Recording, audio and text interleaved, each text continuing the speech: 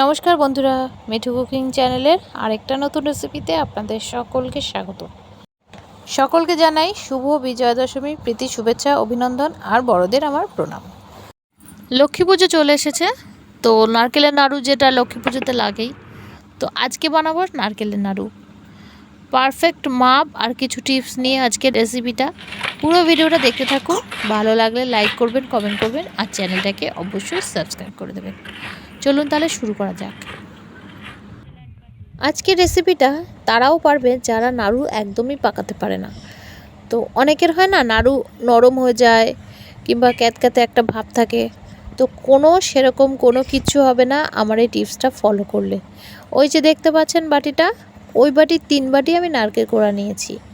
আর এই যে গুড়, 1.5 বাটি গুড় দিলাম, মানে 3 বাটি নারকেল কোড়া, 1.5 বাটি গুড় আর 1 বাটি চিনি।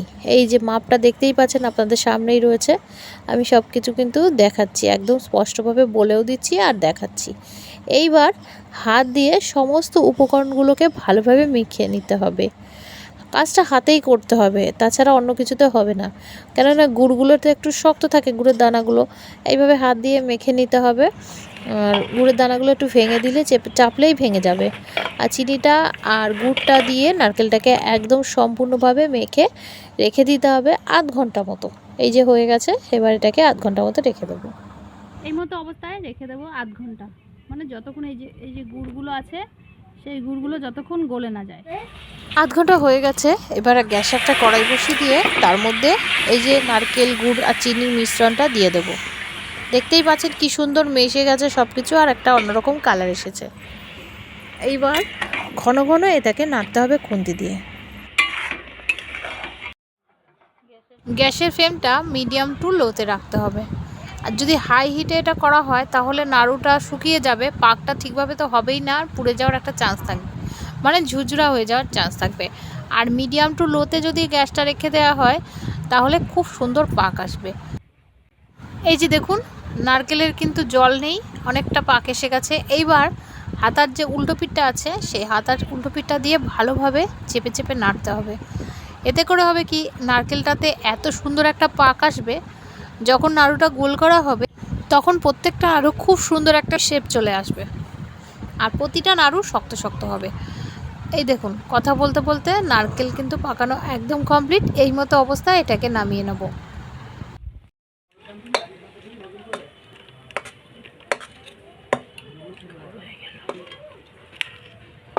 এবার এটাকে একটু ঠান্ডা করে নেব।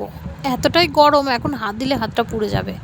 আর তাছাড়াও গুড়ের নাড়ু যত ঠান্ডা হবে তত ভালো পাকাতে সুবিধা হবে। নারকেলটা ঠান্ডা হয়ে গেছে আর অনেকগুলো নাড়ু পাকানোও হয়ে গেছে এর মধ্যে। তো এরকমভাবে হাতের মধ্যে নারকেলের যে ছাঁচটা যেটা করলাম সেটা নিয়ে হাতের তালুতে গোল গোল করে ঘোরালেই নারকেলের নাড়ুর শেপ চলে আসবে। দাঁড়ান, আপনাদেরকে আরেকটা দেখাচ্ছি। এই দেখুন, হাতের তালুতে একটু ঘি মাখিয়ে নেবেন, তাহলে দেখবেন আরও সুন্দরভাবে গোল গোল হবে।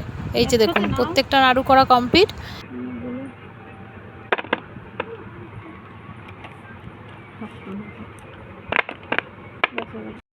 তাহলে বন্ধুরা, কেমন লেগেছে আজকে রেসিপি জানাতে ভুলবেন না। ভালো লাগলে অবশ্যই লাইক করবেন, কমেন্ট করবেন আর চ্যানেলটাকে সাবস্ক্রাইব করে পাশের বেল নোটিফিকেশানটা অন করে দেবেন, যাতে আমি যখনই ভিডিও ছাড়ি আপনারা দেখতে পারেন। তো এই ছিল আজকে আমার রেসিপি, লক্ষ্মী পুজো স্পেশাল নারকেল নাড়ু। আজকের মতো তাহলে এই অবধি, দেখা হচ্ছে অন্য একটা রেসিপি নিয়ে পরের দিন। ততক্ষণ পর্যন্ত সকলে ভালো থাকবেন, সুস্থ থাকবেন আর অবশ্যই নিজের খেয়াল রাখবেন। সকলকে অনেক অনেক ধন্যবাদ।